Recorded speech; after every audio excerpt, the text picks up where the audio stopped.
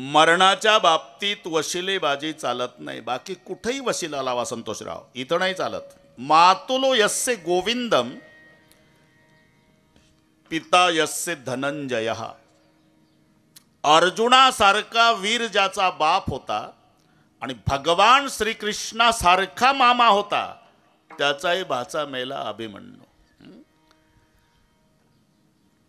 जगन्माता सीता ज्याची सून आहे, देवाचा राजा इंद्र ज्याचा मित्र आहे, ब्रह्मांडाचा धनी श्री रामचंद्र ज्याचा पुत्र आहे, त्या राजा दशरथाचा विचार करा.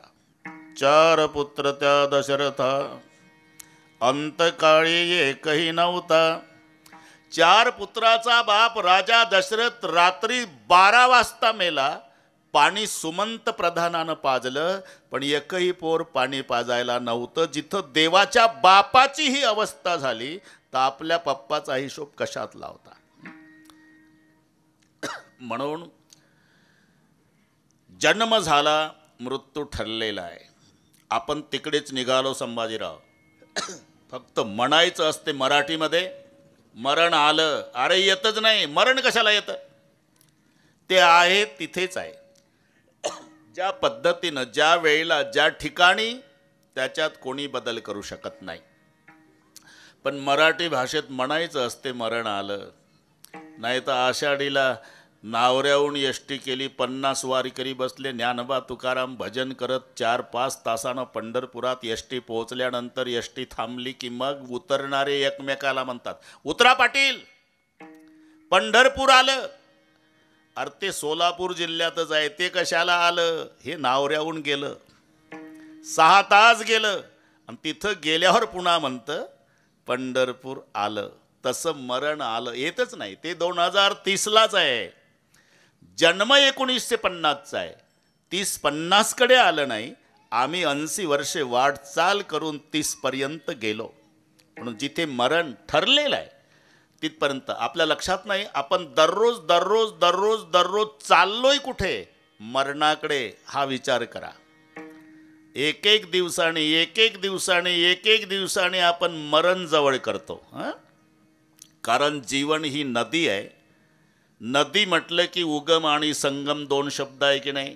मग जीवनरूपी नदीचा उगम जन्मरूपी पहाडावर आहे, जाऊन मिळते मरणरूपी समुद्राला. सुख आणि दुःख हे नदीचे 2 काठ असतात. एक काठ सुखाचा आहे, एक काठ दुःखाचा आहे. म्हणून दोन्ही प्रकारच्या पत्रिका छापायच्या आहे. कळविण्यात आनंद वाटतो की 12 वर्षांनी मुलगा झाला, सहकुटुंब सहपरिवार आपण बारशाच्या कार्यक्रमाला अगत्य येण्याचं करावं. नाईलाजानं छापावं लागतं. कळविण्यात अत्यंत वाईट वाटते की पूजनीय पिताजींना देवाज्ञा झाली, आपण 10व्याला यावं. हे दोन्ही घडतं ज्याच्यात, त्याला जीवन म्हटलं जातं. कबू हासे कबू रोवे. सकाळी 8:30 वाजता पांढऱ्या कापडामध्ये गुंडाळलेलं प्रेत चौघाणी खांद्यावर घेतलं, पुढचं मडकं धरून चाललंय. मागचा समाज रडत निघाला, राम बोलो भाई राम, राम नाम सत्य है. त्याच दिवशी त्याच रस्त्यावर रात्री 8:30 वाजता एक नवरदेव घोड्यावर बसतो, डिस्कोच्या तालावर तरणी बाण पोरं नाचतात. हे असंच जीवन आहे. उधर कोई रो रहा, इधर कोई गा रहा, उधर एक जनेजा उठा जा रहा, इधर एक दुला घोडे चढ रहा. म्हणून सुख आणि दुःख हे जीवनरूपी नदीचे 2 काठ आहे. जन्म पहाडावर उगम पावली, मरणरूपी समुद्राला जाऊन मिळते. आणि आयुष्य त्या नदीतलं पाणी आहे आणि ते अखंड वाहत आहे. आयुष्य जात आहे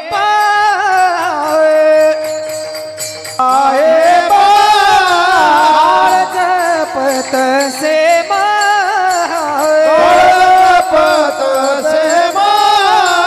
सोहिताचा घोर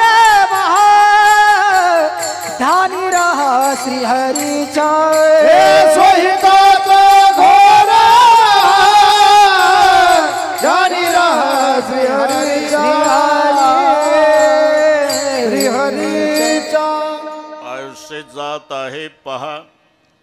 बाहेरचे करणे बंद केले वाटते.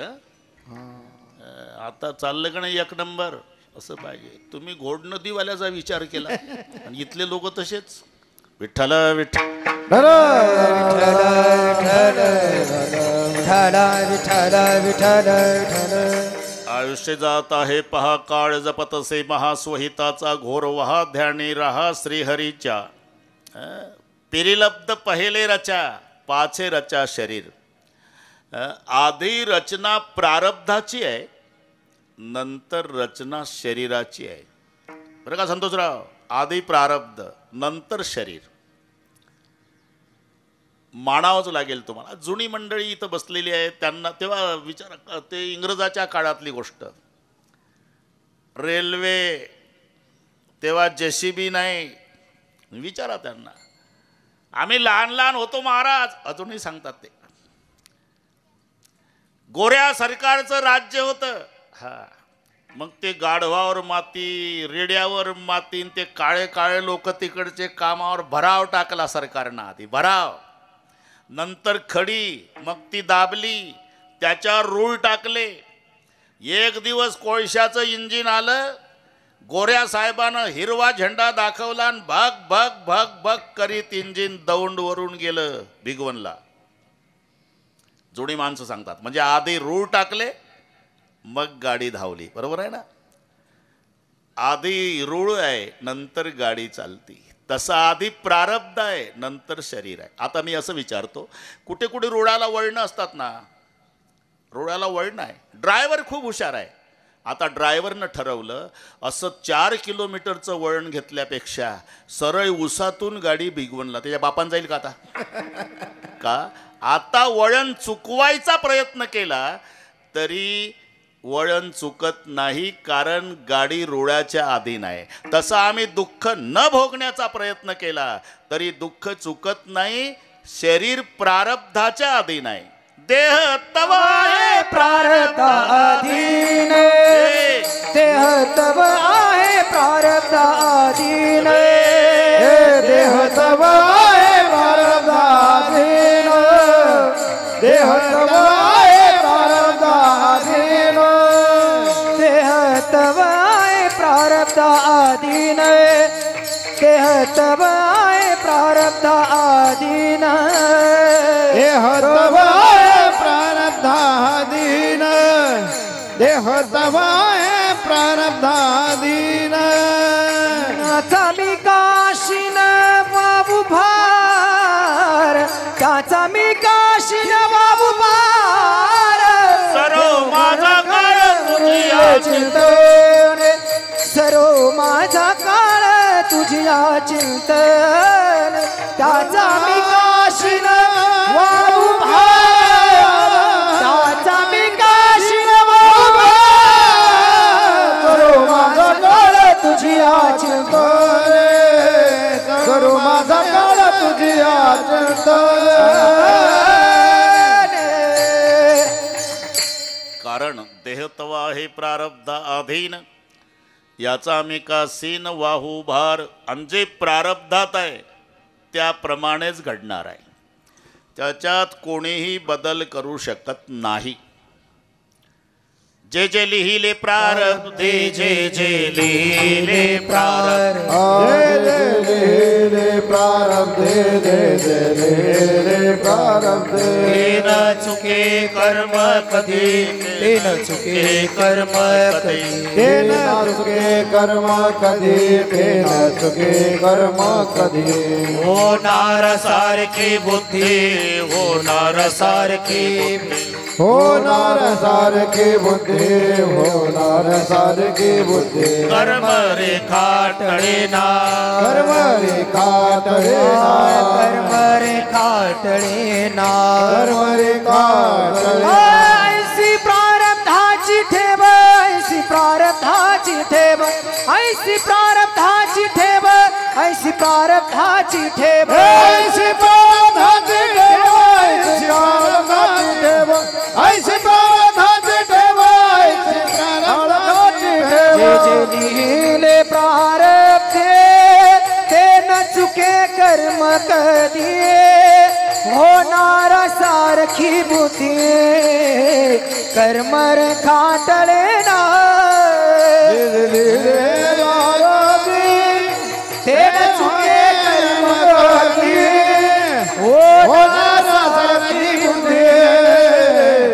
कर्म रे साटणे जे जे लिहिले प्रारब्धे अविनाश बाबा सर जे प्रारब्धात आहे ते न चुके कर्म कधी होणारा सारी की बुद्धी हा शब्द का लिहिला अरे एकुलता एक मुलगा आहे अविनाशजी 100 एकर जमीन आहे 20च वर्षाचं पोर आहे पप्पाला हिरो होंडा घेऊन मागितली आणि पप्पानं शिरूरून 2च तासात आणून दिली कारण वेळ कमी आहे ना आणि ते इतक्या जोरात गाडी पळवतं एक दिवस 5-25 लोक वाड्यात आले संतोषराव पाटील आहे का घरी अहो या ना आत या बसले कांदा पोळे झाले चहा पाणी कसं येणं केलं तुमच्याकडेच आलो आपलं काही वैरत्व नाही का बांधावून भांडण नाही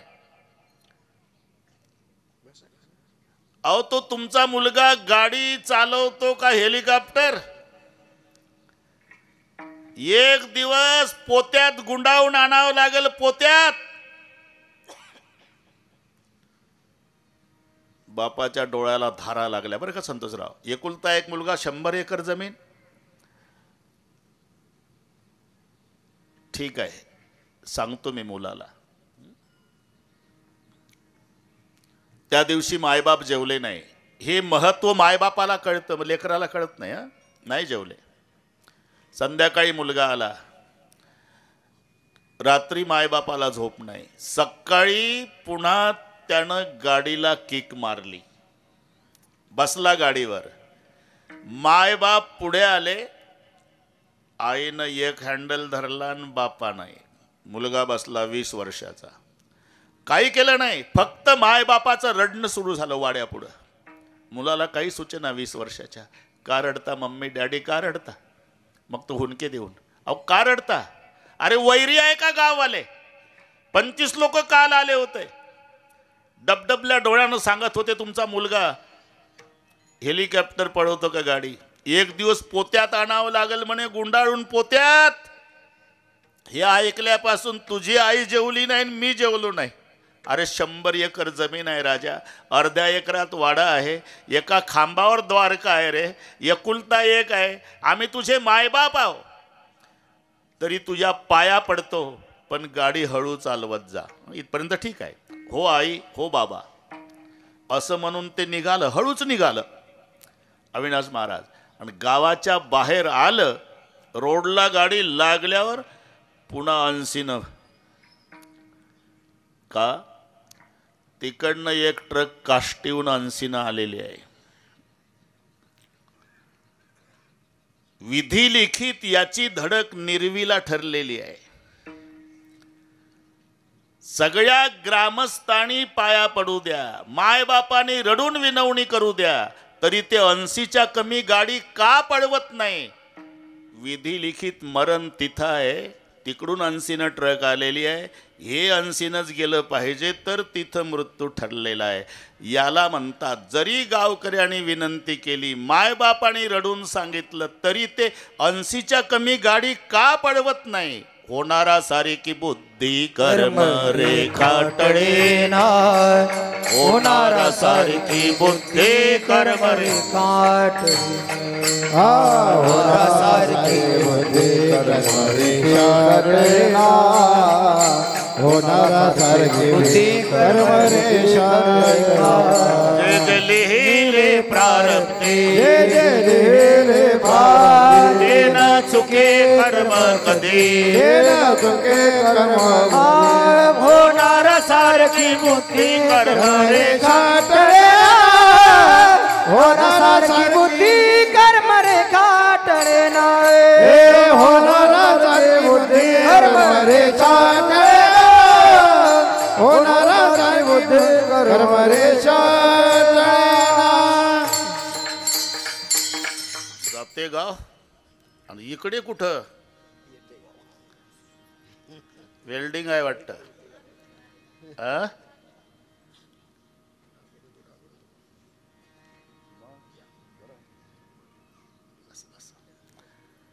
बसा बसा बसा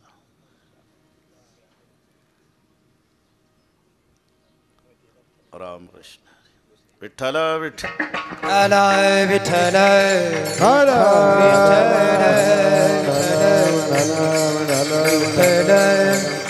जे जे लिहिले प्रारब्धी ते न चुके कर्म कधी होणारा सारिकी बुद्धी कर्म रेखा टळेना. न कळे बरं का याचं द्रुपद तू दुसरंच म्हटलंय. जाऊ दे आपलं दोघात राहू दे. न कळे पुढील होणार. हा आता न कळे पुढील होणार. भूत भविष्य हा विचार जसं लिखित आहे कर्मे तदनुसार वर्तणे लागे सर्वथा. कर्मे तदनुसार वर्तणे लागे सर्वथा. कर्मे तदनुसार वर्तने लागे सर्वथा. कर्मे तदनुसार वर्तने लागे सर्वथा. नकळे पुढील होणार. पुढील होणार भूत भविष्य हा विचार. भूत भविष्य हा विचार कर्मे तदनुसार वर्तणे लागे सर्वथा. कर्मे तदनुसार वर्तणे लागे सर्वथा. कर्मे तदनुसार वर्तने लागे सर्वथा. कर्मे तदनुसार वर्तने लागे सर्वथा. बस कर्मे तदनुसार वर्तणे लागे सर्वथा. जसं कर्म आहे त्याप्रमाणे. आणि कर्माचे 3 विभाग आहे. प्रारब्ध, क्रियमाण आणि संचित. अगदी सुटसुटीत सांगतो हे कर्माचे विभाग आहे. आता जे आपण भोगतोय त्याला प्रारब्ध म्हणतात. साचलेलं आहे ते संचित आहे आणि चालू आहे हे क्रियमाण आहे. हे नसल कळत तर कास्तकाराच्या भाषेत शेतातलं पीक क्रियमाण आहे. कणगीतलं धान्य संचित आहे आणि गिरणीवर नेलं दळायला हे प्रारब्ध आहे. मग होतं काय त्याच्या शेतात पाहतं हे तर ज्वारीचं पीक आहे आणि त्याच्या ताटात रोज चपाती आहे. याच्या शेतात गव्हाचं पीक आहे आणि रोज भाकरी आहे. तिथं कुरकुर चालते. संतोषराव काय अरे त्याच्या शेतात पूर्ण ज्वारीचं पीक आहे राव तरी ते रोज चपात्या खातं. तुला कसं माहीत? मी त्याचा तंबाखू खातो ना म्हणून माहीत. अडचण काय नाही. माझ्या शेतात अख्खं पीक गव्हाचं आहे आणि रोजच भाकरी आहे. अरे बाबा तुझ्या शेतात दिसायला पीक गव्हाचं आहे आणि तुला रोज भाकरी आहे. त्याच्या शेतात दिसायला पीक ज्वारीचं आहे रोज चपाती आहे. कारण आजचं जे जेवण आहे ते गेल्या सालच्या पिकावर आहे या दिसलेल्या पिकावर नाही. त्यानं गेल्या वर्षी पूर्ण गहू पेरला आणि तो कणगीत साठून ठेवला. ते 12 महिने चपात्याच खाणार आहे. आता तू गेले वर्षी पूर्ण ज्वारी पेरली होती ती साठवून ठेवली कणगीत. आता तुला 12 महिने भाकरीच आहे. त्याचं दिसायला पीक तुला ज्वारीचं दिसतंय खातं चपाती. तुझं पीक दिसायला गव्हाचं आहे पण खातं भाकरी. याचं कारण आताचं जेवण गेल्या सालच्या पिकावर आहे. तद्वत भोगतो ना घडे संचिता वाचोनी.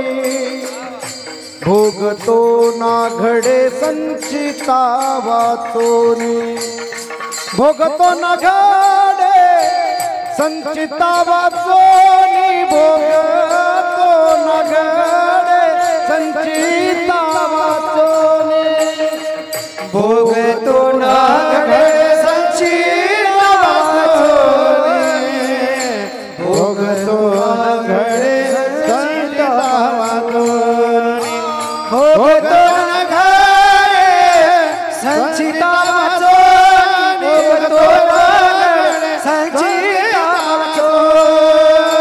भोगतो ना घडे संचिता वाचोनी. भोगतो ना घडे संचिता वाचोनी. भोगतो ना घडे संचिता वाचोनी.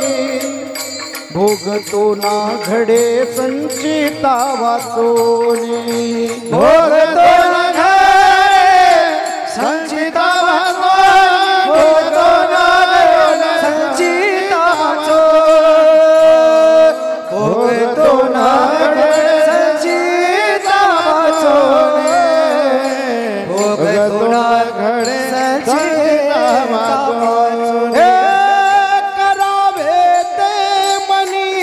समाधान करावे ते मनी समाधान करावे ते मनी समाधान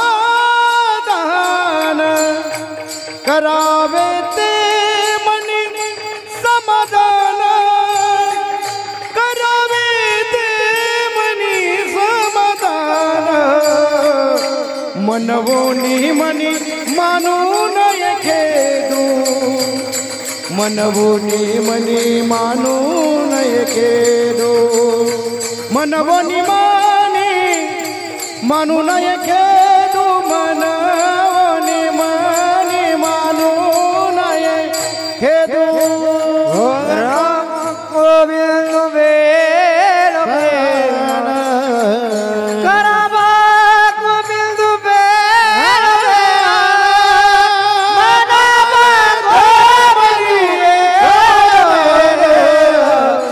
मनवोनी मनी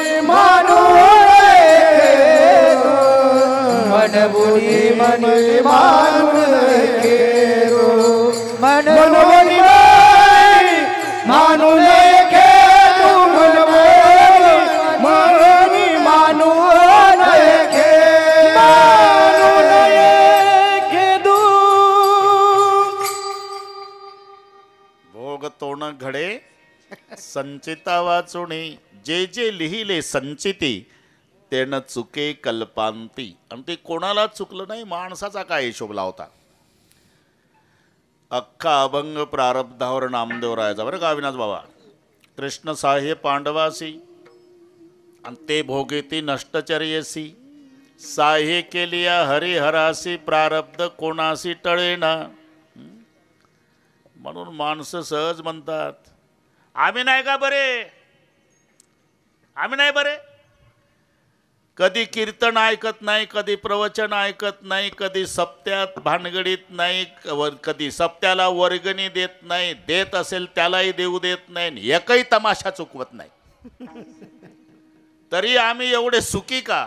आणि रात्रंदिवस भजन करता तुम्ही दुःखी का.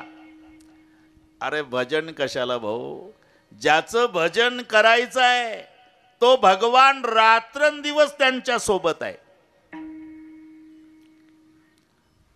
तरी त्यांनाही 12 वर्ष वनवासात फिरावं लागलं. भजन ज्याचं करतोय ना आपण तो भगवान.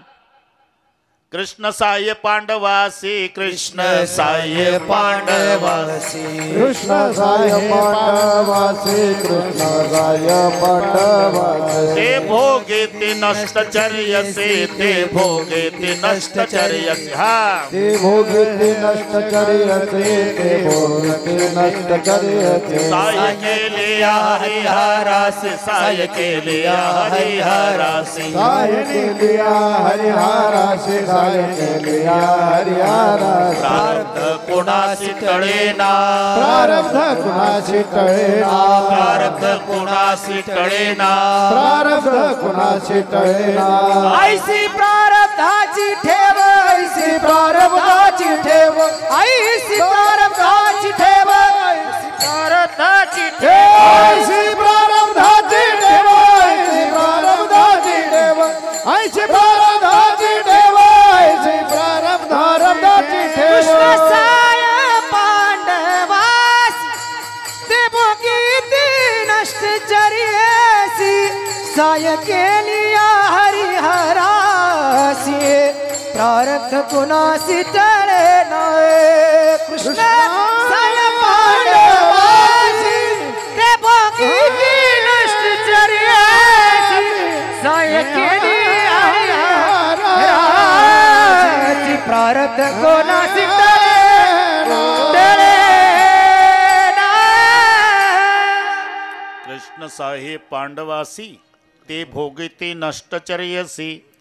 ज्या कृष्णाचं आपण भजन करतो अरे तो साक्षात रात्रंदिवस ज्या पांडवाच्या सोबत आहे त्यांनाही 12 वर्षाचा वनवास भोगावा लागला तर तू का नाराज होतो? अरे मग भजनाचा फायदा काय? भजनाचा फायदा ते दुःख पेलण्याची ताकद येते, हा भजनाचा फायदा. नाही तर हे तर ठरलेलं आहे, कभी गर्मी कभी सर्दी. कभी गर्मी कभी सर्दी ये तो कुदरत के नज़ारे है. अरे प्यास तो उसे भी लगती है जो नदी के किनारे है. तुम्हाला काय वाटतं? नदीच्या काठाला बसलं दिवसभर पाणी बघितलं म्हणजे तहान लागत नाही का? तसं भजन केलं म्हणजे प्रारब्ध भोगावं लागत नाही का? अरे मग फायदा काय? दुःख पेलण्याची ताकद, हा फायदा. नाहीतर नुसतं पाणी मागितलं अविनाश महाराज तर किती दाशा पडत होत्या द्रौपदीच्या पुढे. घ्या मालकीन पाणी, घ्या मालकीन पाणी घ्या. अरे तिनं 12 वर्षे डोक्यावर माठ घेतला आणि जंगलात तळ्याहून पाणी झोपड्यात आणलं. 12 वर्ष एवढे पांडव ऐश्वर्य भोगलेले पण हरणाचे कातडे गुंडाळले आणि कंदमुळे आणू लागले, झोपड्यात राहू लागले. एवढं प्रचंड दुःख त्यांच्या जीवनात आलं तरी एकाही पांडवानं रोगोर घेतलं नाही आणि द्रौपदीनं रॉकेल वतलं नाही. हे दुःख पेलण्याची ताकद भजनानं. विठ्ठल विठ्ठल विठ्ठल विठ्ठल विठ्ठल. बस आता एवढी वेळ नाही, नुसतं वाचून दाखवतो. वाचून म्हणजे लिहून आणलं नाही संतोषराव. कृष्णसा ये पांडवासी ते भोगी ती नष्टचर्यसी सहाय्य केली हरिहरासी. प्रारब्ध कोणासी टळणायसी प्रारब्धाची ठेव झाले भिक्षुक पांडव राज्य घोडे भाग्य सर्व सांडेला ठाव प्रारब्धे शरीर संचिता दिन धर्मराजा हिंडे वनवन कर्मे बुडाला रावण आणि दुर्धन प्रारब्धे. हरिश्चंद्र तारामती घोरवनांतर भोगिती नळराव पुरुषार्थ तयाच्या विपत्ती प्रारब्धे काम बुद्धीचे सुख अति मानती मूर्ख चंद्रासी लागला कलंक इंद्रासी दुःख प्रारब्धे कर्मरेखा टळेना बाण लागला जगजीवना कृष्णे सांडिल्या गोपांगना हे नारायणा प्रारब्धे ऐशी अनिवार्य जन्मांतरे. राज्य सांडिले रघुवीरे सवे मेवणी वानरे फिरवी दिगांतरे प्रारब्धे फिरत असता काय झाले मध्ये प्रारब्ध ओढवले जानकीस राक्षसे नेले दुःख भोगविले प्रारब्धे संचिता अधीन शरीर.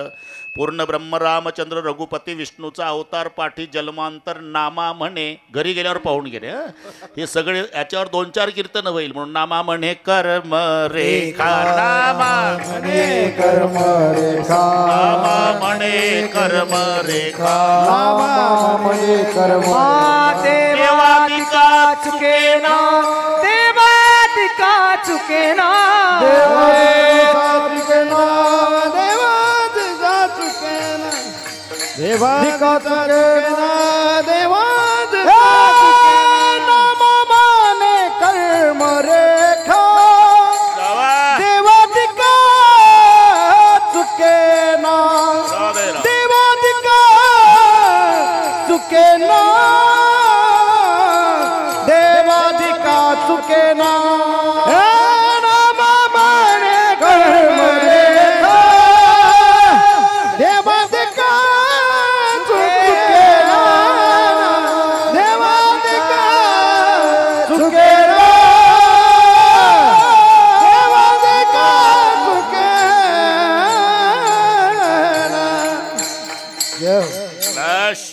मजा आहे. मृदंगाचार्यापासून गायनाचार्यापर्यंत सगळे तेंडुलकर भेटले आज, तरी 12ला संपवतो. नामापणे कर्मरेखा देवादिका चुकेना जंगल जंगल राम फिरे रे लंका में रोवे सीतामाई. कर्मरेखा बडी दुस्तर है तिल घटे ना राई. कोणी असू द्या, याच्यात कोणी बदल करू शकत नाही. प्रत्येकाच्या जीवनात आहे. अरे पा आमचे जुने संबंध आहे, फार मोठा दुःखाचा डोंगर त्यांच्या जीवनात. अरे प्रवास आहे भाऊ, लक्षात घ्या, प्रवास आहे. आणि प्रवास जर सिद्ध झाला तर प्रवास वयमानावर नसतो, तिकिटावर आहे ना, तिकिटावर. नाहीतर पित्या देखता पुत्र मरे, पुत्रा देखून पिता झुरे. जेव्हा पुत्राच्या चितेला अग्नी लावायला बाप हजर असेल तर त्याला काय वाटत असेल जरा विचार करा तुम्ही. 22 वर्षाचा नातू मरतो, 22 वर्षाचा, आणि 92चा आजोबा काठी टेकत काठी टेकत काठी टेकत स्मशानभूमीत. ज्याचं प्रेत पेटलंय ना अविनाश बाबा, ते 22 वर्षाचं आहे. आणि जे डबडबल्या डोळ्यानं लटलट पायापासून हलतय काठीचा आधार घेऊन स्मशानात, तो आजोबा 92चा आहे. असं का झालं? तिकीट संपलं, त्याला उतरावं लागतं. बस एवढं लक्षात ठेवा. आपण प्रवासी आहोत. आणि प्रवास, काही म्हणतील तुम्ही नागपूरहून आला आम्ही इथले, नाही, आपण सगळेच प्रवासी आहोत. प्रवास कधी संपतो? कुरुळीचा माणूस पुण्याला गेल्यावर नाही, पुन्हा पुण्याहून येतो. ज्या खोलीतून गेलं होतं तिथं येऊन बसतं, पहिलं बाथरूममध्ये जातं, फ्रेश होतं बरं का सर, आणि मग ज्या बाकड्याहून गेलं होतं सकाळी 8 वाजता तिथं येऊन बसतं संध्याकाळी 8 वाजता, आणि बायकोला म्हणतं आण बरं चहा, एकदाची कटकट संपली. हे सूत्र लक्षात घ्या. जिथून गेलं सकाळी तिथं पुन्हा वापस आलं म्हणजे प्रवास संपला. तसा आम्ही जिथून आलो तिथं एकदा जाऊ म्हणजे प्रवास संपणार आहे. म्हणून हा दृष्टीचा बदल आहे. आम्ही ज्याला मरण समजतो ना, महात्मे त्याला प्रवासाचा पूर्णविराम समजतात. म्हणून आम्ही रडत रडत मरतो, ते हसत हसत जातात. हा दोघातला फरक आहे. प्रवासाचा पूर्णविराम. 22 वर्षाचा तरुण पोरगा मरून पडला आणि सगळे गाव रडतं. एक भगव्या वेशाचे संन्यासी त्या गावात आले आणि विचारलं, बच्चे से लेकर बूढ़े तक पूरे गांव वाले रो रहे, बात क्या है? इकलौता बेटा था महाराज, माँ बाप को शादी भी नहीं होती, गुजर गया. तो इकलौता बेटा गुजर गया तो आप पूरे गाव वाले क्यों रो रहे? ते गावापुरतं होतं महाराज, घरापुरतं लेकरू नव्हतं. 22 वर्षाचं होतं, श्रीमंताचं होतं, पण झोपडपट्टीत पाहुणे येऊ द्या तरी पाहुण्याच्या स्वागताला चहा पाणी देण्यापासून हजर असायचं. घरवाल्याला त्रास नाही, आणि न चहा घेता आपल्या घरी निघून जायचं. म्हणून त्याच्या गुणामुळे रडतंय गाव. प्रत्येकाला वाटतं की आमच्या घरातलंच लेकरू गेलं. साधूंनी विचारलं, मग असं गुणवान लेकरू गेलं त्याच्यासाठी जर तुम्ही पूर्ण गाववाले रडता तर ते मायबापाला एकटंच होतं म्हणता? हा, त्यांचं काय? तिथं जा ना महाराज, मग कळेल काय. मग तो साधू रडणाऱ्या मायबापाजवळ आला आणि साधूने विचारलं, क्यों रो रहे? इकलौता बेटा था महाराज, शादी भी नहीं हुई थी, सुबह 8 बजे गुजर गया. ऐसा बुरा मत बोलो. अजी गुजर गया, ऐसा बुरा मत बोलो. गुजर गया, बुरा मत. आम्ही काय वैरी आहो का महाराज? बुरा मत बोलो, बुरा मत बोलो. अहो ते मरण पावलं, डॉक्टरनी सांगितलं जा डेड बॉडी घेऊन, आणि तुम्ही म्हणता बुरा मत बोलो. अरे ऐसा बुरा मत बोलो, वो सोया था जमीन पर, आप कहते हो मर गया, वो था अपने सफर में, आज अपने घर गया. विठ्ठल विठ्ठल विठ्ठल. बस आपल्यातनं त्यांच्यात हा फरक आहे. आम्ही मरण समजतो, ते प्रवासाचा पूर्ण विराम समजतात. म्हणून आम्ही रडत रडत मरतो आणि ते मरताना प्रसन्नतेनं जातात. जे लिहिलं आहे त्याप्रमाणे. अरे एक श्वास सुद्धा आपण जास्त टाकत नाही नियोजित आयुष्यापेक्षा. एक श्वास म्हणायचं असते. ठीक आहे, आयुष्य जर संपलं ना संतोषराव, डॉक्टरची लाईन उभी करा, नाही जगणार. आयुष्य शिल्लक आहे, त्याला रोगोरची बाटली पाजा, असं करू नका. पण सांगतो ते नाही मरणार. आयुष्य शिल्लक. ते ऐत खाऊ काही करत नव्हतं, मुंबईतली गोष्ट. नमस्कार, बसा. बायको म्हणायची 2 लेकरं, खायला दाना नाही, तुम्ही काहीच करत नाही, नुसते पत्ते कुटा. जास्त कमी बोलली आत्महत्याच करील. ती घाबरून जायची बिचारी. मुंबईतली गोष्ट. दिवाळी 2 दिवसावर आली. पहाटे 4 वाजता बायको म्हणले, अहो लेकराला कपडे नाही, खायला अन्न नाही, 2 दिवसावर दिवाळी. लावली का कटकट? आत्महत्याच करील. आता बायको वैतागलीच होती, जाय कर आत्महत्या. आता गेल्याशिवाय गत्यंतर आहे का? गेलं ना उड्डाण पुलावर. मुंबईतली गोष्ट. टाकली उडी आत्महत्येसाठी. पण योग असा, खालून भाजीवाला भैया चालला होता पुला खालून, ते मोठं चपटं टोपलं, त्याच्यात मेथीच्या भाजीच्या जुड्या, त्या कमळाच्या फुलाला पाकळ्या असतात तशा लावलेल्या, माय लुगड्याच्या पदरात लेकराला घेते तसं हे बैमान भाजीच्या टोपल्यात पडलं. नाही मेलं, आत्महत्या करण्यासाठी उडी टाकली पण नाही मेलं. तुम्हाला नवल वाटल विनाकारण भाजीवालं मेलं. अरे त्याला कल्पनाच नाही ना, 70 किलोचा बोझ्या उड्डाण पुलावून 42 फुटावून याच्या टोपल्यात पडला, मुंडकं मोडून मेलं. बरं ते घरून सांगून आलं होतं मुलांना, काळजी करू नका पोरं, आज जेवढ्याची भाजी विकल्या जाईल तेवढ्याचे फटाकेच आणतो म्हणला तुमच्यासाठी. याचे पोरं खुश होते, पप्पा फटाके आणणार आहे.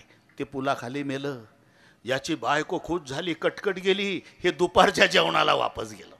लक्षात आलं ना. अरे म्हणून आयुष्य जोपर्यंत आहे तुम्ही कितीही प्रयत्न करा, त्याच्यात कोणीही बदल करू शकत नाही. विठ्ठल विठ्ठल विठ्ठल विठ्ठल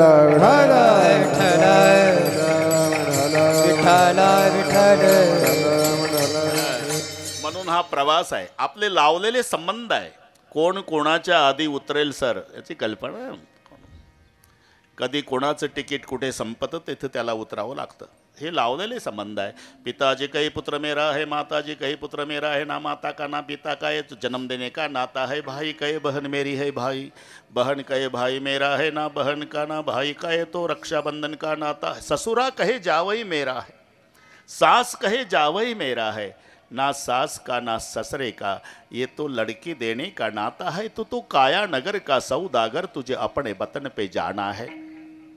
म्हणून जसा जसा जसा संबंध असेल त्याप्रमाणे हे घडतं.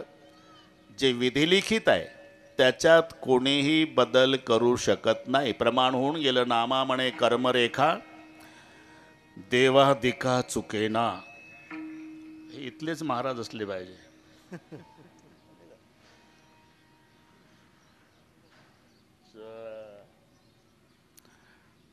नामा म्हणे कर्मरेखा देवादिका चुकेना. जे लिहिलं आहे त्याप्रमाणे भोग तोण घडे संचिता वाचुनी. जसं जसं लिखित आहे त्या त्याप्रमाणे घडतंय ना. म्हणून करावे ते मनी समाधान हे त्याकरता आहे. म्हातारं मरण पावलं 90 वर्षाचं. 85ची म्हातारी रडू लागली.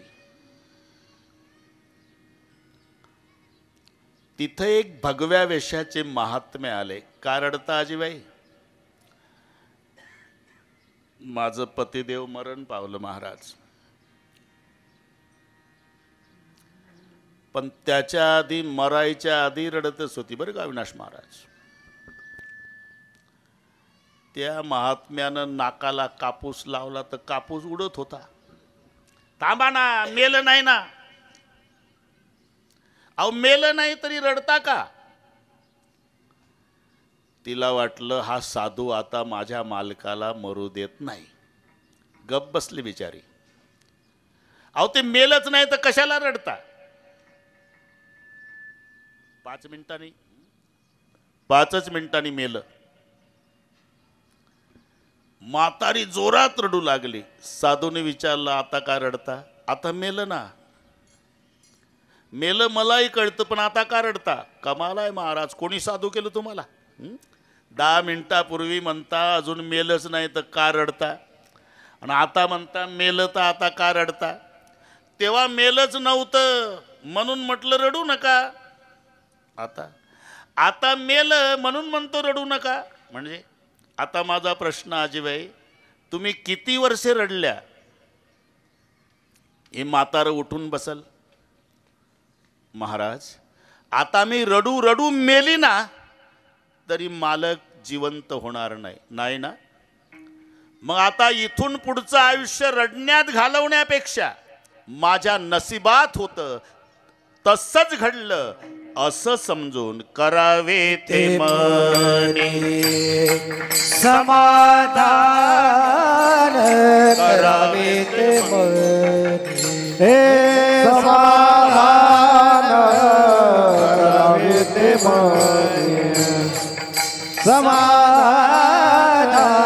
करावे ते मन हे भोगतो न घडे संचिता वाचोनी भोगतो न घडे संचिता वाचोनी करावे ते मनी समाधान करावे ते मनी समाधान हे भोगतो न घडे संचिता वाचोनी करावे ते मनी संचिता वाचोनी करावे ते मनी समाधान करावे ते मनी समाधान.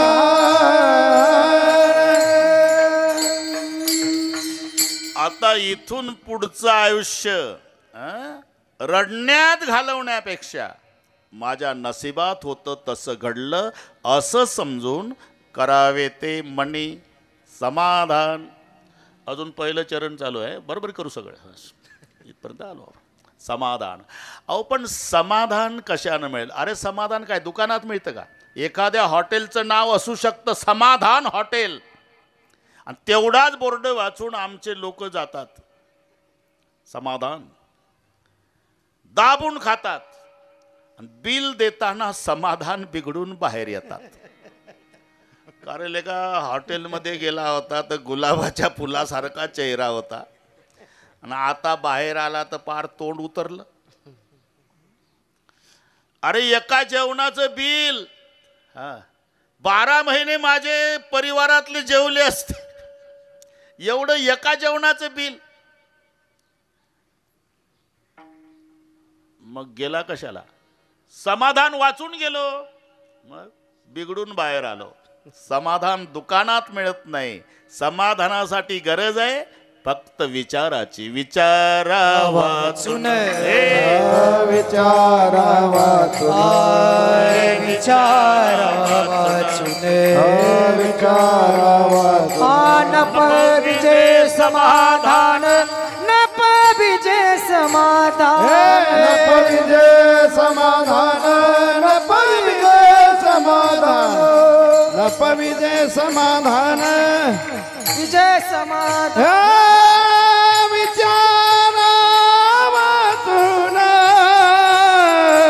न पाविजे समाधान न पाविजे समाधान न पाविजे समाधान विचारा वाचून न पाविजे समाधान न पाविजे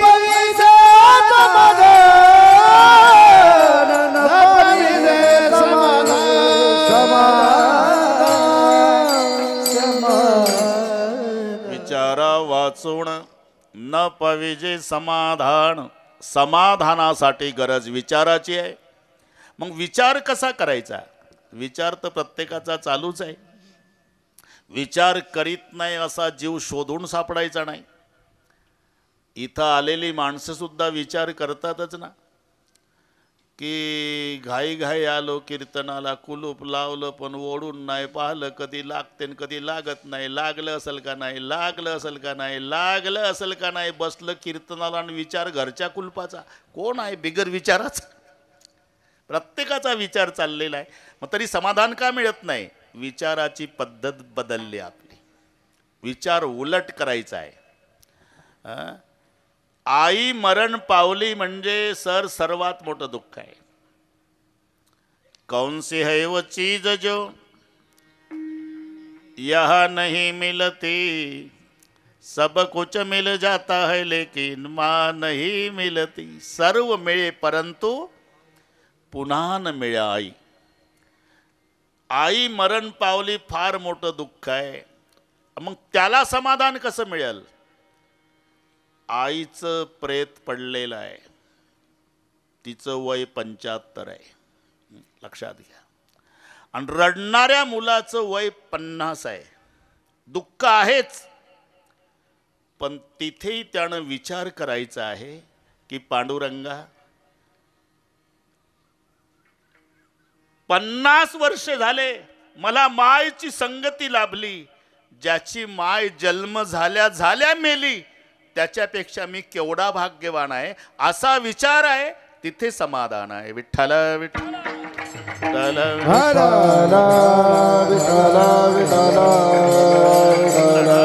समाधान विचारा वाचून न पविजे समाधान. तुमची प्राप्त परिस्थिती सुद्धा तुम्हाला समाधान देते. फक्त उलट विचार करायचा आहे.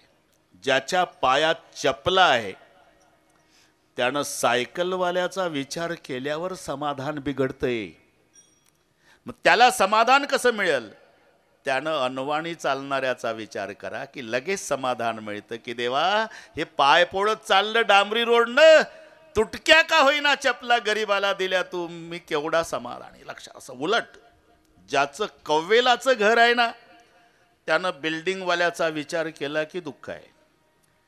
त्यानं बिल्डिंगवाल्याचा विचार करायचा नाही, कवेलवाल्यानं फुटपाथवर झोपलेल्याचा विचार करावा.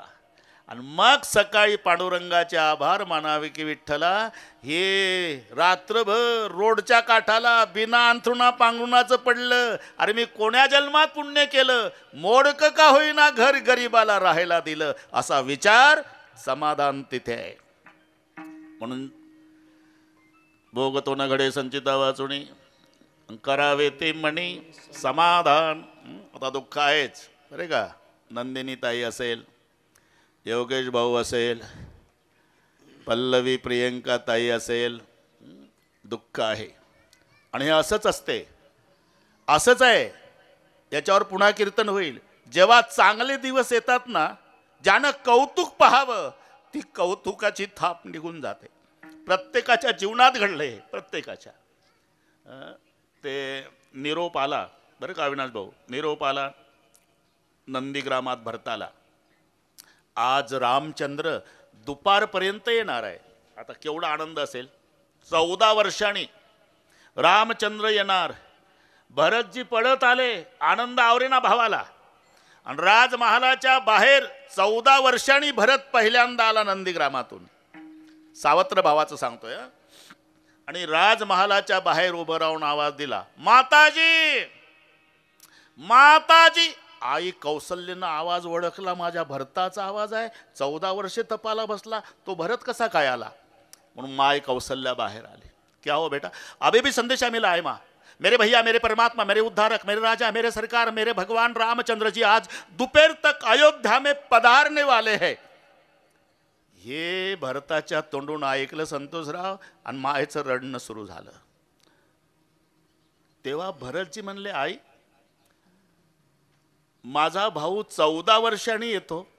हा, तुला आनंद नाही झाला? झाला माझ्या राजा. मग का रडतेस? आज तुझ्या बापाच्या आठवणीनं रड. जिथं देवाला सोडलं नाही या घटनेने. आज तुम्हारे पिता होते तो नाचने लग जाते. अरे उनकी बहुत इच्छा थी राम का रास तिलक देखने की. आज तुम्हारे पिता दशरथ की याद आई बेटा, करके रो रही. अरे जिथं भगवंताला सोडलं नाही तिथे काय पाडा आम्हा मानवाचा.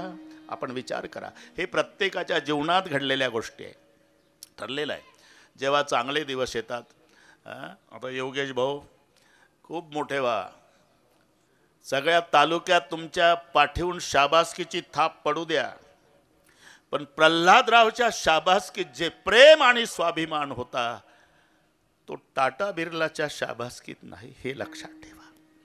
पुत्राच्या विजये पिता संतोषत जाय. पुत्र विजयाचा खरा आनंद होत असतो तो जन्मदात्या बापाला. तरी ही अघटित घटना आहे, विधी लिखित आहे सर, याच्यात बदल कोणी करू शकत नाही. मग तुम्ही म्हणता करावे ते म्हणे समाधान. हो, समाधान. माहेरी आल्यावर आनंद कधी होतो? मला ते नंदिनी ताईंनी सांगितलं. ती त्यांची नात शिवकन्या, आजोबा नात पेरू खायचे एकत्रित. आजोबा मरण पावल्यापासून वर्ष झालं म्हणे नातीनं पेरू खाल्ला नाही. माहेरी आल्यानंतर मग ते पल्लवीताई असो की प्रियंकाताई, आनंद कधी होतो? बापाच्या भेटीमध्ये. कारण बापाचं आणि लेकीचं निस्वार्थी प्रेम असते. बापाला खाली टाकल्यावर सुद्धा बाप एवढंच म्हणतो, कोणीतरी जा माझ्या ताईला आणा, 2 शब्द बोलू द्या मग मरू द्या. हे निस्वार्थी प्रेमाचं नातं आहे. तरी समाधान हो, उलट विचार करायचा. आम्ही पाहिलं तर हरिचैतन्य महाराजाकडे 50 लेकरं आहे. मायबापांनी टाकून दिलेले, त्यांना माय माहिती नाही, बापही माहिती नाही. ते गरम महाराज आहे. दर्शन सुद्धा 10 फुटाहून लोक घेतात. आम्ही जाऊन आलो. पण त्यांच्या मांडीवर लेकरं बसतात. कोणी दाढी ओढतं, कोणी तरी ते कुरवाळतं. मी का सांगतो? कळत नसताना ज्याचे वडील मरण पावले, आपण हा विचार करायचा योगेश, की त्याच्या मानाने आम्ही केवढे सुखी आहो. आमच्या बापानं आमचं लग्न झालेलं बघितलं, मुलीचं लग्न, जावाई चांगले मिळाले, मुलाचं लग्न, सून चांगली मिळाली, एवढं सगळे वैभव पाहून आमचा बाप गेला. असा विचार केला तर समाधान. विचारा वाचून विचारा वाचून विचारा वाचून न पविजे समाधान न पविजे समाधान न पविजे समाधान न पविजे समाधान न पविजे समाधान न पविजे समाधान. विचारा वाचून न पविजे समाधान, भोग तो न घडे संचिता वाचून. जे संचितात आहे ते घडलं, पण आता विचार करायचा, करावे ते मनी समाधान. त्यांचा आपला जेवढा ऋणानुबंध होता तेवढाच होता.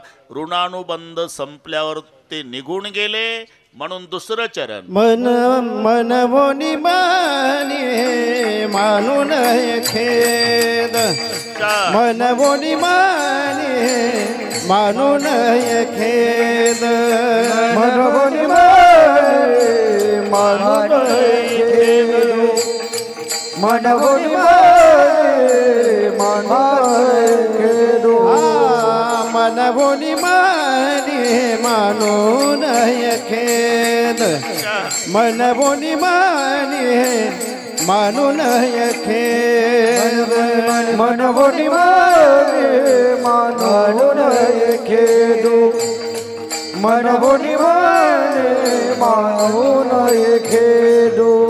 मनवा गोविंद वेळो वेळा, मनवा गोविंद वेळो वेळा, मनवा गोविंद वेळो वेळा, मनवोनी माने मानून खेद, मनवोनी माने मानून खेद. वेळो वेळा, वेळो वेळा, मनवोनी माने मानून खेद, मनवोनी माने मानून खेद. जे संचितात त्याप्रमाणे घडलं. मनवणी मणी मानवणे खेद. आणि खेद होतच असेल तर म्हणावा गोविंद वेळोवेळा विठोबा रखुमाई. जय जय विठोबा रखुमाई, विठोबा रखुमाई, विठोबा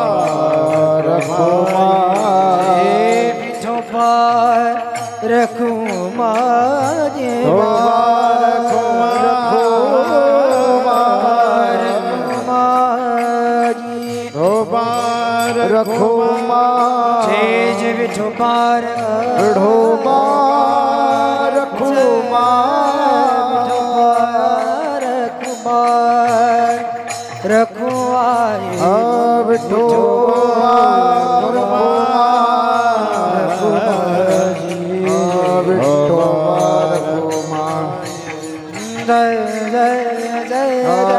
विठोबा रखुमाई विठोबा रखुमाई विठोबा रखुमाई विठोबा रखुमाई विठोबा रखुमाई विठोबा रखुमाई विठोबा रखुमाई विठोबा रखुमाई विठोबा रखुमाई पुंडलिक वरदान माऊली महाराज की जय. विठोबा रखुमाई विठोबा रखुमाई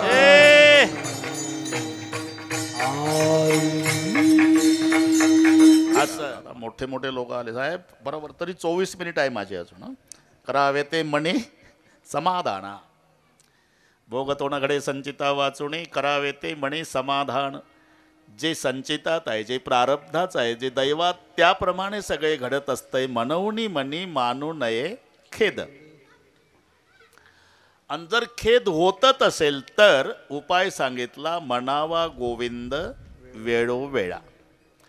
कारण दुःखाचा विसर पाडण्याची ताकद फक्त भगवंताच्या नामचिंतनात आहे. ऐश्वर्य भोगून पुन्हा जर दरिद्री झाला आणि बाजरीचं पीठ मागायला जर्मनचं ताट घेऊन आला, लोक बोट दाखवतात का नाही? अरे हे कोण आहे माहिती आहे का तुम्हाला? ते काकी आहे का शेळी पाकी म्हणतं ते कोण आहे? अमुक गावचं पाटील. ते पाटील आणि त्या पाटलाच्या दारात रोज 10 भिकारी जेवायचे आणि ते रोज आमच्या गावात येतं बाजरीचं पीठ मागायला. त्याला वाटतं आता उद्या पीठ मागायला यायचं नाही, कुठंतरी रोगर मागायचं, उसात जाऊन मरायचं. नाही दरिद्र सम दुःख जगमाही. पण एवढं ऐश्वर्य भोगलेले पांडव 12 वर्षे वनवासात फिरले तरी रोगोर घेतलं नाही आणि विहिरीत उडी टाकली नाही. का? रात्रंदिवस भजन चालू ठेवलं. पहाते पांडव अखंड वनवासी. बरोबर आहे. पण परित्या देवासी आठवी परित्या देवासी आठवी. पहा म्हणजे डोळ्यानं पाहायचं नाही. पहा बरं दिसते काय तुम्हाला? चष्मे लावून पहा पांडव दिसतात का? मग पहाते पांडव का म्हटलं? इथे पहा शब्दाचा अर्थ आहे विचार करा. विचार करा. तुम्ही थोडंसं काही वाईट घडलं तर काय देवानं बरं केलं म्हणता पंढरपूरची वारी बंद करता. अरे थोडं वाईट घडलं तर पंढरपूरची वारी बंद करतोय. 12 वर्षे वनवासात फिरले तरी भजन बंद केलं नाही. पहा ते पांडव, त्यांचा विचार करा. ही पूर्वीपासूनची पद्धत आहे. देवाला न विचारणारा दुर्योधन दिल्लीच्या गादीवर बसला. भजन करणारे हे काय आताची परंपरा? तेव्हापासूनची परंपरा आहे. पण तरी उत्तर काय आहे? द्वारकेचा राणा कौरवा घरी देवकीने वाहिला, यशोदेने पाळीला, पांडवाचा बंदीजन होऊन या राहिला. का? त्यांनी अखंड भजन केलं. दुःखाचा विसर पाडण्याची ताकद फक्त गोविंदाच्या नामचिंतनात असल्यामुळे म्हणावा गोविंद वेळोवेळा. आणि असं जर काही घडलं तर दुसऱ्यावर रागवायचं नाही, हे लक्षात ठेवा. मग आपल्या नशिबात होतं त्याप्रमाणे घडलं. नाहीतर हे ठरलेलं आहे. चांगलं झालं पठ्ठ्यानं केलं, वाईट झालं देव कोपला. देवाकडे तेवढंच खाता आहे का? अरे तो कोपलच कसा? तो दयेचा समुद्र आहे, दयेचा सागर आहे, करुणेचा समुद्र आहे. भजन करणाऱ्याला मोक्ष देतो नवल नाही, जहर पाजणाऱ्या मावशीला एवढा दयाळू आहे का कोणी? जहर पिलाने वाली पुतना और गाली देने वाला शिशुपाल उसको भी जो मोक्ष दे सकता है, फिर भजन करता है उसका क्या होगा? करुणेचा समुद्र आहे, दयेचा सागर आहे, दयानिधी आहे, मग तो कोपल कसा? मग अरे तो कृपा आहे, कृपेचा सागर आहे, तो अवकृपा करत नाही. मग असं का? त्याचं कारण सांगतो मी. जाहीर झालं बरं का साहेब, जाहीर झालं. नदीकाठची गावं सावध, मुसळधार पावसाची दाट शक्यता, ओव्हरफ्लोचं पाणी येणार आहे नदी. झालं. जाहीर झाल्यावर एक मारवाडी समाजाचे शेठजी होते, इथं नाही कोणी तवर आहे का? बरं झालं बरं झालं, काही नाही. ते हुशार हुशार लोक आहे. त्यांनी 5,000 लिटरची सिंटेक्स टाकी चौकात आणून झाकण ओपन करून ठेवली. एका गरिबानं त्याच्या शेजारीच आपली 500ची ठेवली. दोन्ही टाक्या, झाकण ओपन, आणि पाऊस रात्रभर पडला, दोन्ही टाक्या भरल्या. दोन्ही टाक्या भरल्या. 5,000 वाल्याची भरली, 500 वाल्याची भरली. पण 500 वाला लागलं न तक्रार करायला पुऱ्या शिरूर तालुक्यात. देवही तोंड पाहू पाहू कामं करतो. काय झालं माझा अनुभव काय, परवा त्याच्या शेजारीच आमची टाकी होती, मग त्याची 5,000ची भरली आणि आमची 500चीच. अरे त्याच्यात पावसाचा काय दोष आहे? पाऊस तर दोघाच्या टाक्यावर सारखाच पडला. मग अरे त्याची 5,000ची होती म्हणून तेवढी भरली, तुझी 500ची होती तेवढी भरली. याच्यात पावसाचा दोष नाही. तसं देवाची कृपा सारखीच आहे, पावसाचा दोष नाही, पात्राचा दोष आहे. तशी कृपा सर्वावर सारखीच आहे, मग कमी अधिक का? आमच्या पात्रतेचा दोष आहे. विठ्ठल विठ्ठल विठ्ठल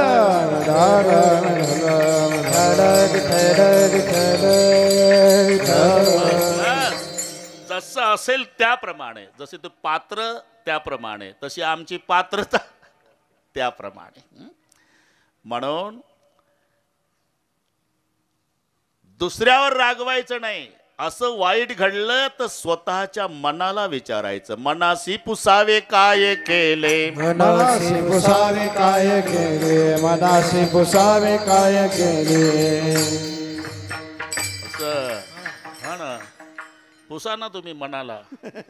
आणि करू सावे न लगे बबूता, आणि करू सावे न लगे बबूता, आणि करू सावे न लगे बबूता, आणि करू सावे न लगे बबूता.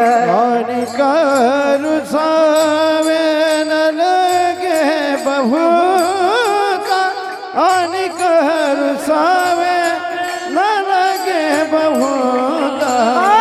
पुन्हा संचिता वाचुनी या, पुन्हा संचिता वाचुनी या, मनमुनी मानून खेदू, मनमुनी मनी मानून खेद, मनमुनी मानून खेद, मनमुनी मनी मानून खेद.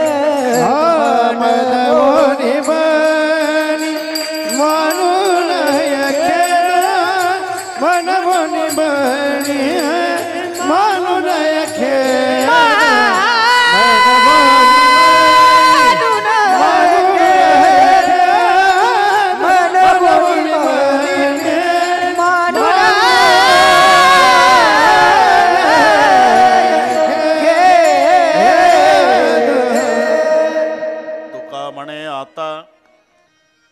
जनाका रुसावे मनासी पुसावे काय केले, तसंच आहे. आणि का रुसावे न लगे बहुता, आपुल्या संचिता वाचुनिया. जे आपल्या संचितात आहे त्याप्रमाणे घडलं. ठीक आहे ठीक आहे. आता 13 मिनिट आहे. बस बरोबर आहे. पुढचा मिलिटरी सारखा शिस्तबद्ध कार्यक्रम होईल. अविनाशजी उशिरा आले, घाई करू नका. मनाशी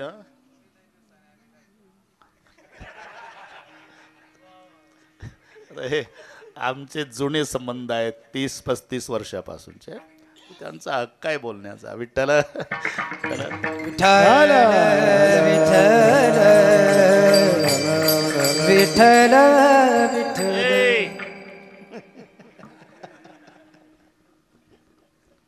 घाई करू नका. ऐकलं नाही का तू?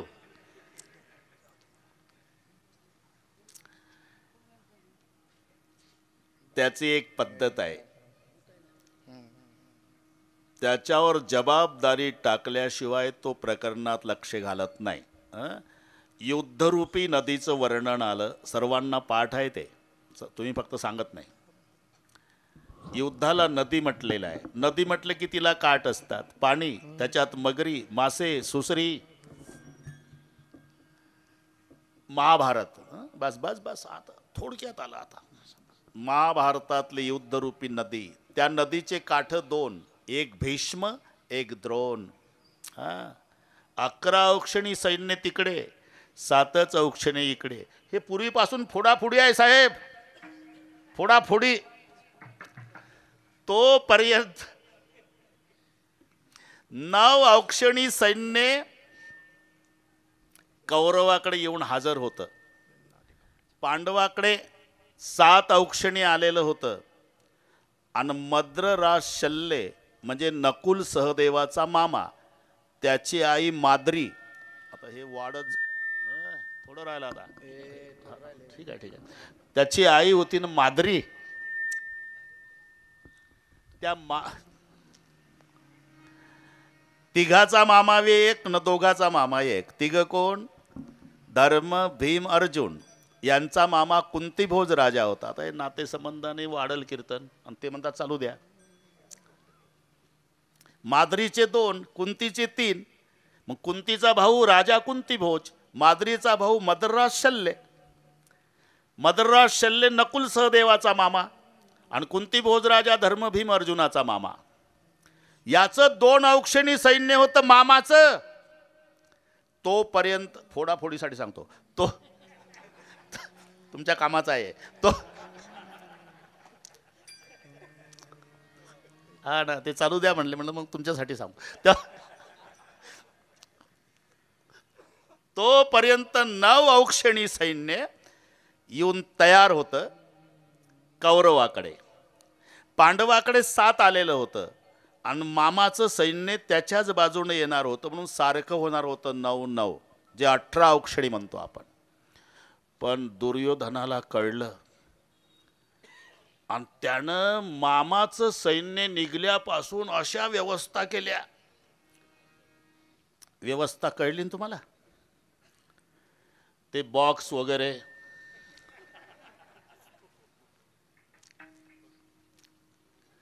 ठिकठिकाणी.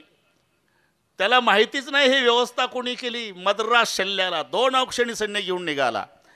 आणि मग हस्तिनापुरात यायच्या आधी गेटवर दुर्योधन उभा, पाया पडला मामाच्या. मामा बोला. काही सेवेमध्ये कसूर? म्हणजे आम्ही सेवा केली तुमच्या गावापासून इथपर्यंत. अरे बापरे, खूप सेवा, खूप सेवा, काही कसरू नाही. बोल, काय इच्छा आहे? काही नाही, आपल्या पार्टीला. तिथून बिघडवलं ते, म्हणून याचं 11 आणि त्याचं 7च राहिलं. बस जमलं आता. हे युद्धरूपी नदी, भीष्म, द्रोण, तटा, जयद्रथ जला. 140 वर्षाचे द्रोणाचार्य आहे युद्धात, आणि 180 वर्षाचे भीष्माचार्य आहे लढाईच्या वेळेला. हे युद्धरूपी नदीचे 2 काठ आहे. भीष्म, द्रोण, तटा. तटा म्हणजे ता वाजवायचा. आपलं दोघात राहत. भीष्म, द्रोण, तटा, जयद्रथ जला, गांधार, नीलोत्पला, शल्य, ग्राहवती, कृपेन वहनी, कर्णेन वेला, कुला, अश्वत्थाम, विकर्ण, घोर, मकरा, दुर्योधना, वर्तिनी, सोत्तीर्णा, खलु पांडवैरन नदी, कैवर्तक, केशवहा. याच्याकरता वेळ घेतली बरं का आपली. आता थोडंसं लक्ष द्या. बस जमलं आता. आता जमलं बरं का साहेब, तुमचं आणि आमचं बरोबर जमतंय आता. भीष्म आणि द्रोण हे युद्धरूपी नदीचे दोन काठ आहे. भीष्म द्रोण तटा जयद्रथ जला. जयद्रथ त्या नदीतलं पाणी आहे. गांधार नीलोत्पला. गांधारीचे 100 पोरं म्हणजे पाण्यातले कमळ आहे. नदी लक्षात आली ना. गांधार नीलोत्पला. शल्ये ग्रहावती कृपेन वहोनी कर्णेन वेलाकुला. शल्ये कर्ण हे त्या पाण्यातले भोवरे आहे. अश्वत्थामा विकर्ण घोर मकरा. अश्वत्थाम्यासारख्या त्या नदीच्या पाण्यातल्या मगरी आहे. एवढी भयानक युद्धरूपी नदी. मग हे 5 पोरं कसे तरले. सोत्तीर्णा खलू पांडवै रण नदी. मी याकरता आपली वेळ घेतली. 5च भाऊ आणि एवढी मोठी नदी. 5 भाऊ तरले कसे. उत्तर आहे कैवर्तक केशव. कैवर्तक शब्दाचा अर्थ आहे कैवारी. होईल कैवारी नारायण. होईल कैवारी नारायण. होईल कैवारी नारायण. तुका म्हणे भार घातल्या वरी. पांडवांनी जबाबदारी श्रीकृष्णावर टाकली. दुर्योधन म्हणला पठ्ठा करून दाखवतो म्हणून ते आले तेव्हाच बसलो होते. हे येऊन बसलो उशाकडे आणि अर्जुन बसला पायशाकडे. देव झोपून होता, मी तिथेच होतो म्हणून सांगतो. झोपेतून उठले देव तर पायशाकडचा अर्जुन दिसला. कसं काय येणं कर अर्जुना. हा म्हणला मी आलो बरं का देव त्याच्या आधी. तुला नंतर पाहिलं मी. आता त्याला विचार. आता युद्ध होणार आहे ना. तेव्हा मदतीला आलो. हां ठीक आहे, पण मदत जर पाहिजे असेल तर नीट ऐका. मी एका बाजूला, माझं सैन्य एका बाजूला. काय पाहिजे. दुर्योधन म्हणला मला मिलिटरी पाहिजे. अर्जुन म्हणला मला फक्त तुम्ही पाहिजे. जबाबदारी कृष्णावर टाकली. कैवर्तक केशवा भार घातल्यावर